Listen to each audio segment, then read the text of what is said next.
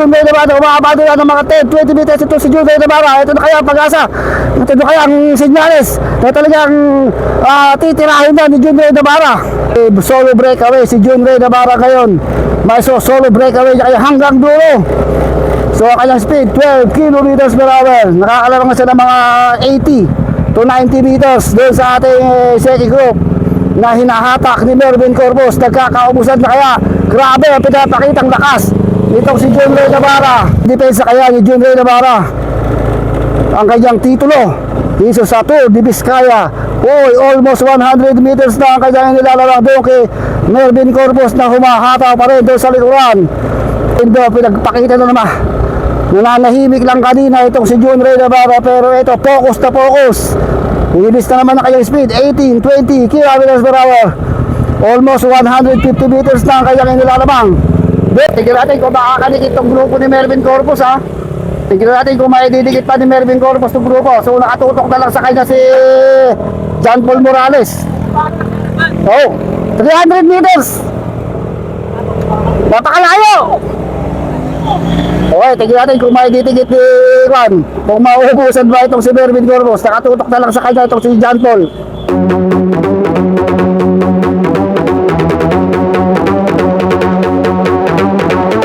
Okay, so ito yung ating solo breakaway. Medyo lumalapit ng bagya yung hatak ng grupo dito kay Jun Ray Navarra. Mga kon na lang 150 meters, kanina almost 300 meters eh. Ngayon mga 150 meters pa na lang ang agwat. Medyo lumapit ng bagya.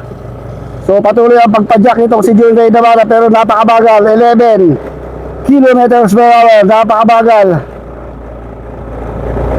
Lumalapit! Ayan, sige. Yan, basang-basa. Binabasa ni Tara ito. Sala para baka-recover itong si Jun Ray. Kaya medyo lumalapit na yung grupo natin. 150 meters kanina. Tansya ko. Sa sobrang tagal. Almost 300 meters ang lamang. Si Jun Ray Navarra. So, hintayin natin dito yung kana. Second grupo na naman, ha. Lumayo na naman si Jun Ray. Kanina 150. Ngayon lumayo na naman. Nawala na naman yung grupo, oh. So ito pa lang, si Mervin Corpus, mga 250 meters na naman. So lumayo na naman, bumabagal eh. Mukhang si Mervin Corpus lang yung umahatak dito eh. So lumayo na naman si Jun Ray Navarra, kanina 150 meters na lang. So ngayon, 200 meters to 250 meters na naman ang agwat ni Jun Ray Navarra. Yeah, okay. So patuloy pa eh, nagsusubad-subaran sa paghabol. Pagturangko itong si Joseph Pascual, Joshua Pascual, and para madikitan nila si Jun Ray Navarra. So ito, palusong na to. Palusong yan, palusong. So napag-iwanan ng grupo, mukhang sumemplang itong si Joshua. Sumemplang itong si Joshua Pascual, napag-iwanan ng breakaway. So mukhang napag-iwanan na rin itong si Mervin Corpus and John Paul Morales. So ang nasa harapan malamang sila Juan, Jun Ray, Marcelo Felipe. Ito pa ba? So ito John Paul and Mervin Corpus yung nagbantayan dito sa likod. So hindi pa rin pala nila naabutan si Jun Ray Navarra.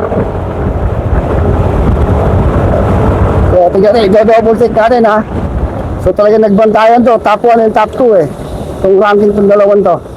Kung tayo sa harap, yun, nasa harapan si Marcelo Felipe. Ano, maahon, no? Okay, ito na. So ito na pala, tumikit itong si Marcelo Felipe kay Jun Ray Navarra. So 180 meters behind eh, si Mervin Corpus and si John Paul Morales naman. So mga last 5 or 4 kilometers na lang tayo to the finish line. Ito ngayon ang ating dalawang breakaway. Jun Ray Navarra, inabutan ni Marcelo Felipe, pero nasa likuran lang Mervin Corpus and John Paul. Magandang remote yan ang mangyayari dito sa dalawang ito. Pag nailayo nila ng tuluyan, ayon sa aking pagkakalkula ay mag-overall leader itong si Marcelo Felipe dito. Mag-overall lead ito pag linamangan niya ng mga 30 seconds. Si Mervin Corpus. Kung hindi man, magiging second overall. Ayan na. Ito na yata ating finish line. Ito na ba? Hindi ko alam. Ano to? Ayan na. Ayan na. Marcelo Pilipi pala. Ayun na pala ang finish line. Ayan, John Navarra.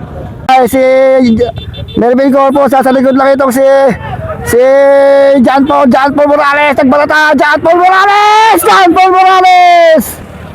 Ito, Joshua Pascual. Itong panglima natin. Itong si Joshua Pascual. Okay, may tayo dumating na riders. Sino to? Maybe